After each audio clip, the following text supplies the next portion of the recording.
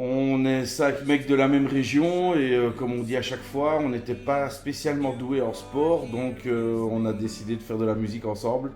On était dans des projets différents et puis on s'est finalement retrouvés, tous les 5, dans le même local de répète. Et voilà comment ça dit. Énergie, humilité et générosité. Reflected, c'est celui qui a réellement défini le son du groupe.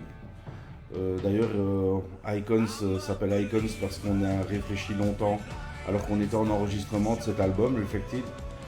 Et puis, il nous a permis d'affirmer donc notre son et de prendre goût à la scène. Le deuxième album, Colors and Lines, c'est réellement une révélation parce que là, les gens ont commencé à vraiment nous connaître. On a été diffusé massivement en radio et l'aventure a vraiment commencé à ce moment-là. Oui, donc premièrement, l'abus d'alcool, faites gaffe, mais on peut en boire un petit peu. L'excès nuit dans tout, donc voilà. On est très fiers de ce produit parce que c'est fait avec des amis.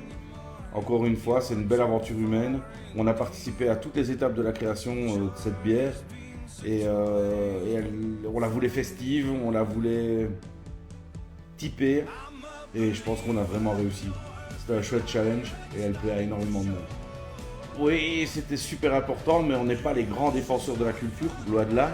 La culture, c'est bien défendu par elle-même, je pense. On n'était pas les seuls acteurs à monter au créneau. Mais par contre, oui, on était les premiers à faire un concert test. Donc ça, clairement, c'était une chouette étape.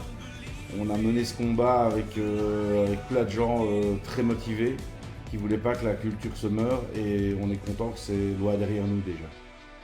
Le statut d'artiste, je dois bien avouer qu'au sein du groupe, aucun n'a son statut d'artiste.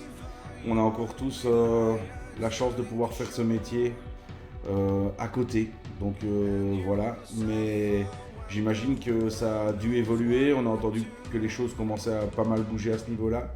Et c'est tant mieux parce qu'il fallait réellement dépoussiérer ce vieil outil euh, qui était plus en phase avec la réalité de terrain. C'est plus qu'une fierté, c'est un rêve. Le 8 avril, on va arriver dès le matin au Forum de Liège, fouler cette scène et puis vivre un rêve. Voilà, on est comme des gosses au matin de Noël, mais sauf que le matin, là, il dure depuis 4 mois, donc voilà, on espère qu'il y aura plein de gens et qu'on va vivre un moment exceptionnel. Ce concert va être particulier parce qu'on veut qu'il soit un moment unique. Calling your name, forget who we are. Is there any way that we go back in time? Oh, oh, oh. Un album pas encore, mais il se construit petit à petit. En tout cas, des singles vont sortir en 2023, ça c'est sûr. Et puis on va avoir pas mal de concerts aussi. On passe la frontière, on va en France faire découvrir le projet. Ça va être encore plein des nouvelles étapes et comme à chaque nouvelle étape, on se réjouit à chaque fois de monter la marche suivante et de gravir les échelons et ça va être juste magique.